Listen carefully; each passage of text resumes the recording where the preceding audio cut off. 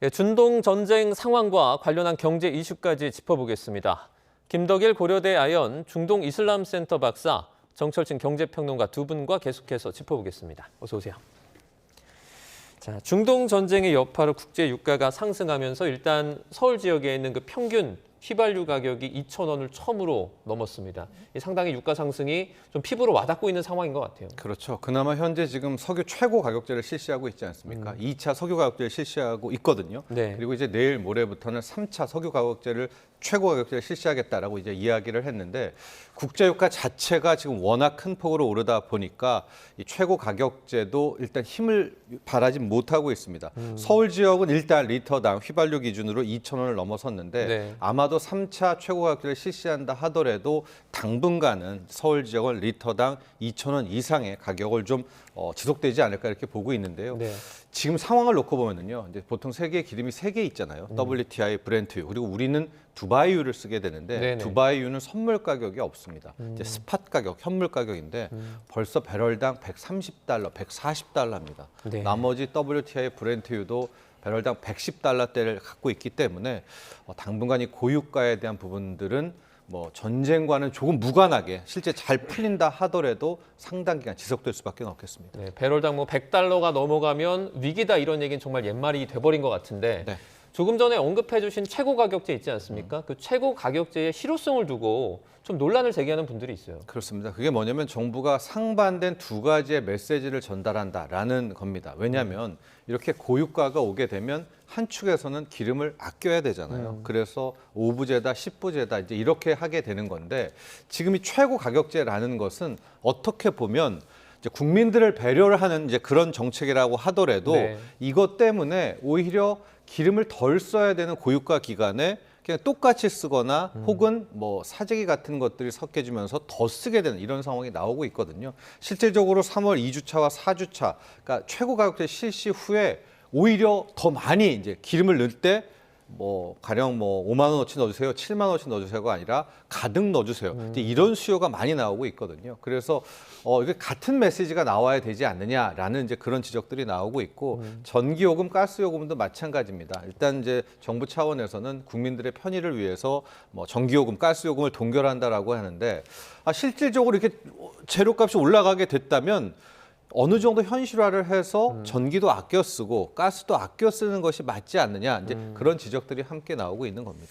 지금 주유소 기름값이 오를 때는 좀 빨리 오르고 내릴 때는 늦게 떨어지는 이 부분 관련해 가지고 정부가 그 정유사와 주유소의 정산 구조를 다시 개선한다고 하는데 이건 무슨 말입니까? 네, 뭐 아주 단적으로 말하면 일주일 정산으로 하겠다라는 겁니다. 가령 기름값이 떨어졌을 때는 일선 정유사에서 바로 안 떨어뜨리죠. 왜냐하면 지난번에 많이 비쌀 때 사둔 것이 있다. 그 재고가 2, 3주 가기 때문에 가격이 떨어져도 국제유가가 바로 유가를 주유소에서 안 내립니다. 네. 반면에 이렇게 올라갔을 때는 분명히 2, 3주치 이상, 즉 좀 더 싸게 산 재고가 있음에도 불구하고 기름값을 그냥 바로 올려버리거든요. 네. 참지 않고 그러면 이걸 구조적으로 어떻게 바꾸느냐. 당국에서는 아예 정유사에서 주유사로 나올 때 그걸 일주일 정산으로 딱딱딱 하자.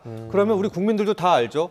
일주일 단위로 정산이 됐기 때문에 뭐 2, 3주 올릴 때는 뭐 팍 올리고 떨어질 때는 늦게 털리고 그렇게 하는 오해를 받지 않겠다라고 해서 앞으로는 일주일 단위로 빠른 정산을 해서 국제 유가의 방향성을 바로바로 담겠다라는 이제 그런 취지입니다. 네, 이렇게 기름값이 상승하는데 이것에만 미치지 않고 사실 우리 생활 전반적인 물가에 또 영향을 미치고 있습니다. 특히 의료계가 심각하다고 하는데 네. 뭐 주사기라든지 이런 것도 다 플라스틱으로 만들잖아요. 영향을 좀 줄 수밖에 없을 것 같아요. 그렇죠. 저는 이제 이게 더 심각하다고 보는데요. 크게 보면 나프타 대란입니다. 이제 나프타에서부터 모든 우리의 플라스틱과 플라스틱 관련 제품들이 파생이 되는데 실질적으로 우리의 나프타, 뭐 납사라고도 하죠. 중동에서 60에서 80%를 이제 들여오게 되는데 이제 이 수급계가 깨지면서 방금 앵커께서는 병원 이야기를 해주셨잖아요. 병원의 주사기라든가 수액 내려오는 그런 부분인데요. 이게 비단 병원만이 해당되는 것이 아닙니다. 우리가 얘기했던 뭐 종량제 봉투 이런 비닐봉투뿐만도 마찬가지고요. 더 큰 부분이 건설업계입니다. 건설업계 같은 경우에는 지금과 같은 나프타 이 수급 불균형도 아니죠. 아예 지금 공급이 깨졌으니까요. 2주, 3주만 더 지속되면 아예 공사 자체를 할 수 없는 그런 상황이 됐거든요.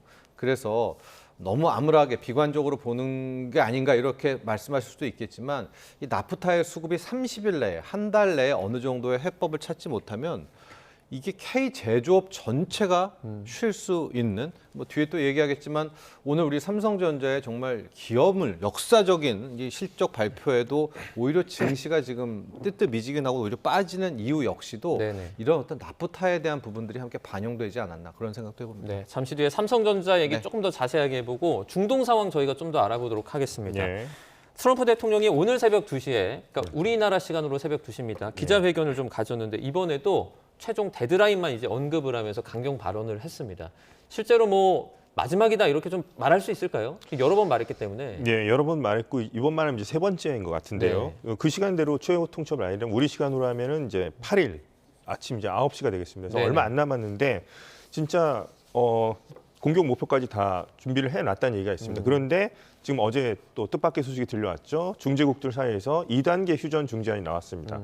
첫 번째는 45일 동안 우선 휴전을 하고요. 그 다음에 종전을 가는 이제 협상을 한다 이런 얘기가 나왔는데 트럼프 대통령은 이걸 완전히 또 부정하지 않았습니다. 뭐 충분하진 않지만 중요한 진전이라고 얘기를 해서 어느 정도는 이걸 좀 받아들이겠다는 표시를 했는데 문제는 이란인데요. 네. 이란은 현재까지 이 휴전안에 대해서 이렇게 긍정적인 대답을 내놓고 있지 않습니다. 그래서 지금 데드라인이 남아 있고요. 그다음에 이란이 지금 시간이 있는데 이 시간 안에 우선 휴전 제안을 일치적으로라도 받아들이느냐 안 하느냐에 따라서 중재국들이 내놓은 그것에 따라서 정말 이 최후 통첩, 정말 군사 작전을 이어질지 아닐지가 이제 결정될 것 같습니다. 트럼프 대통령이 원하면 4시간 만에 그렇게 된다. 이런 어떤 구체적인 좀 시간도 제안을 했습니다. 그러니까 7일 저녁 7시, 8시죠. 8시에 이제 만약에 공격을 시작하면 4시간이니까 그날 자정까지 모두 끝내버릴 수 있다 이렇게 말을 했는데 실질적인 공격으로 이어질 가능성도 좀 있나요? 전 공격으로 이어질 가능성이 있고요. 지금 미국과 이스라엘이 목표물들 다 정해놨습니다. 지금 네네. 어디 해서 4시간 안에 지금 뭐 이란, 뭐 미국이 가지고 있는 군사력, 그러니까 특히 이제 공군력이겠죠. 이스라엘이면 공조하에서 4시간 안에 정말 주요 시설들은 다 파괴할 것이 가능하리라 봅니다. 네. 그런데 이제 문제가 트럼프 대통령이 얘기했던 게 그거였습니다.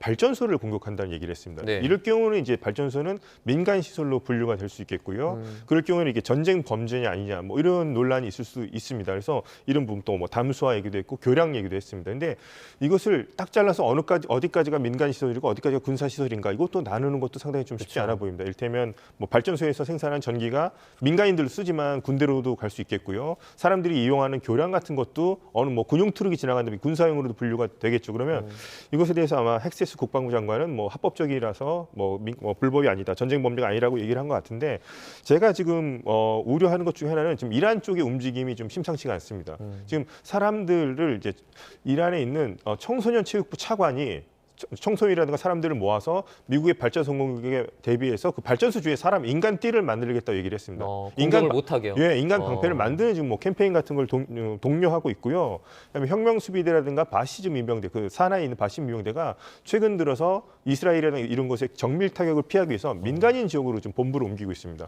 학교라든가 이럴 경우에는 민간인 피해가 나올 수밖에 없게끔 또 이란 정부가 지금 행동하는 부분도 있습니다. 지금 현재. 그래서 이 부분에 대해서 상당히 저는 이제 우려하는 부분이 있습니다. 이게 뭐 정밀 타격을 한다고 해도 이것이 민간인 피해가 지금 나올 수밖에 없는 지금 상황으로 가고 있기 때문에 네. 그 부분에 대해서 상당히 좀 우려를 하고 있고요. 이것은 이제 전쟁 범죄냐 아니냐의 논란은 이제 추후에 뭐 많은 논란이 있을 것 같습니다. 이게 참 대응이 이해가 조금 안 가는데 예를 들어 가지고 뭐 공격받을 만한 그런 장소가 있다면 일반적으로는 거기서 민간인을 피신시키잖아요. 어떻게 보면 민간인을 좀 방패 삼아서 대응을 하고 있는 상황인 것 같은데 트럼프 대통령이 그러니까 일부는 어떻게 보면 의욕적인 참가자가 있다, 적극적으로 참여를 하고 있다 이런 식으로 또 발언을 했거든요. 이건 누구를 대상으로 하는 말입니까? 그래서 트럼프 대통령 특징이 누구라고 또 얘기는 안 해서 이게 상당히 모호하게 보고 있는데 크게 세 가지로 볼 수 있겠죠. 이란 안에서 좀 큰 목소리를 내고 있지는 않지만 뭐 협상에 좀 적극적으로 나서고 싶어하는 지도부 안에서 뭐 소수라고 볼 수 있는 협상파를 의미하는 것인지 네네. 아니면 이란 내에서 현재까지도 체제에 반대하고 있지만 겉으로 드러나고 있지 않은 어떤 많은 또 시민들을 얘기하고 있는 것인지 아니면은 이번에 또 가장 적극적인 나라가 이란과 미국 모두 초조하겠습니다만 중재국들이 엄청나게 초조합니다 지금 이것을 타결시키기 위해서. 그래서 중재국들인 파키스탄, 이집트, 튀르키예를 얘기하는 것인지 크게 보면 세 가지 후보가 있습니다만 아직까지 뭐 트럼프 대통령이 누구라고 얘기하고 있지 않기 때문에 네. 추측만 할 수 하고 있는 상태라 볼 수 있겠습니다. 보도된 바에 따르면 뭐 중재국들이죠. 뭐 파키스탄이나 이집트 이런 나라들이 그 중재안을 마련해서 미국이나 이란에 전달이 된 것으로 전해지고 있는데 일단 이 중재안에 어떤 내용이 담겼고 미국이나 이란이 이 중재안을 받아들일 가능성은 좀 얼마나 될까요? 중재안은 처음에 이제 45일간 휴전을 하자는 얘기가 있고요. 그다음부터 이제 종전 합의안 같은 걸 얘기하자는 겁니다. 그 네네. 사이에 이제 45일간 좀 냉각기를 갖고 충분하게 뭐 10일에서 10일, 20일에 걸쳐서 많은 이제 의제가 있으니까요. 이란은 반대하잖아요, 근데. 네, 그렇죠. 네. 그래서 요거를 이제 얘기를 나누자는 건데 이란은 지금 왜 휴전에 반대하냐면 우선 작년 2025년도에도 미국과 핵 협상을 하다가 이란 이스라엘 전쟁이 벌어지면서 미국으로부터 공습을 당한 적이 있고요.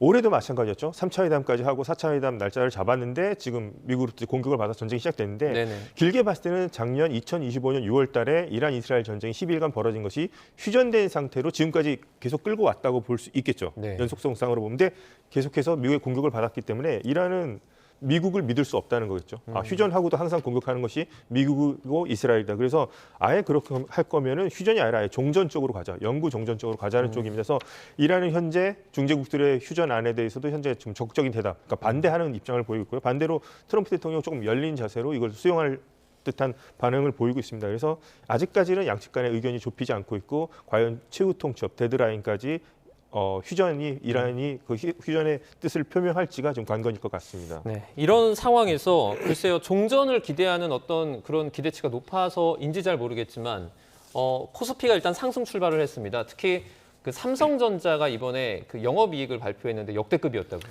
그러니까 좀 아쉽죠. 왜냐하면 이게 D-1이 아니겠습니까? 그러니까 네네. 이란에 대한 이런 불확실성이 가장 커진 날 삼성전자가 정말 역사적인 대실적을 기록했거든요. 네. 만약에 오늘이 D-1이 아니었다면 뭐 삼성전자 주가 5%, 10% 넘게 급등해도 할 말이 없는데 더 올랐어야 할 수 장중에는 있는데. 오히려 삼성전자 주가가 하락으로 돌변하기도 했습니다. 네. 일단 여러분 삼성전자가요 올 1분기 그러니까 1월부터 3일 석 달 동안에 벌어들인 영업이익이 57조 2천억입니다.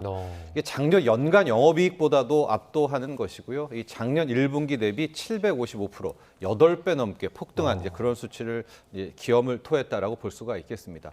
물론 이게 잠정 실적이기 때문에 이제 메모리 반도체에서 얼마, 가전에서 얼마, 스마트폰에서 얼마, 이제 어떤 그런 섹터별 나오지는 않고 있지만 그래도 반도체에서 적어도 41조 이상은 벌어들 것이다라고 이제 전망이 되고 있고요. 네네.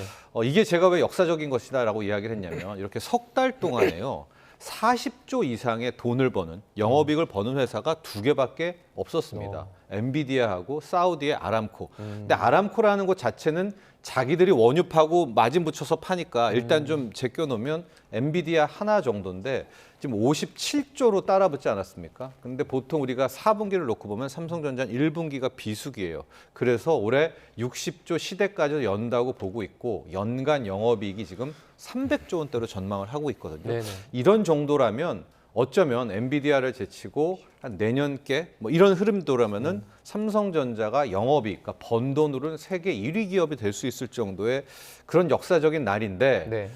안타깝게도 이게 또 D-1이 아니겠습니까? 이란 공습에. 그래서 오늘은 뭐 주가라든가 이런 부분에 있어서는 조금 상반된 모습이 나오고 있습니다. 중동 사태 때문에 조금 안타깝다 이렇게 그렇죠. 말씀을 해주셨는데 그러면 지금 영업이익을 좀 반영해서 뭐 이제 일각에서는 뭐 25만 원이다, 35만 원 넘어갈 수 있다 이렇게도 말을 하는데 어느 정도까지 좀 갈 수 있다고 보세요? 지금 증권사들이 속속 일단 30만 원대로 모든 목표 주가를 다 올리는 것 같아요. 그런데 삼성전자 오늘은 20만 원 넘게 출발하다가 다시 19만 대로 내려왔고요. 올해 연간 영업이익을 거의 200조부터 출발한 것 같은데 250조, 280조, 지금 300조 이상, 320조. 그래서 하이닉스의 200조와 함께 삼성전자, 하이닉스의 이제 500조 영업이익 시대까지 연간입니다. 전망을 하는데요.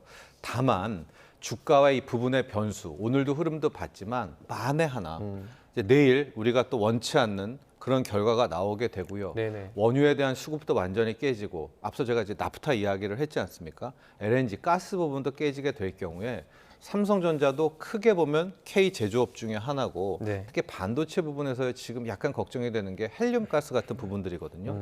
이런 것들이 모두 그러니까 우리가 상상할 수 있는 최악으로 흘러가게 되면 지금은 주가 30만 원 시대, 올해 연간 영업이익 삼성전자 300조 이야기를 하지만 당장 2분기에 원치 않는 상황이 나올 수도 있는 것 아니겠습니까? 그런 불안감이 함께 반영돼 있는. 그래서 오늘 주가가 이렇게 눈치 보기를 한다. 이렇게 해석하시면 될 것 같습니다. 원달러 환율이 지금 계속해서 조금씩 오르고 있는 상황에서 뭐 등락을 거듭하고 있기는 한데요. 이 부분은 좀 어떻게 전망하고 계세요? 1,530원 갔다가 일단 네. 1,500원대에서 1,500 이제 2원, 3원대에서 가고 있는데요. 달러 인덱스와 좀 연관을 해보면 달러 인덱스도 이제 100선에서 더 못 가고 누르고 더 못 가고 누르고 하고 있습니다.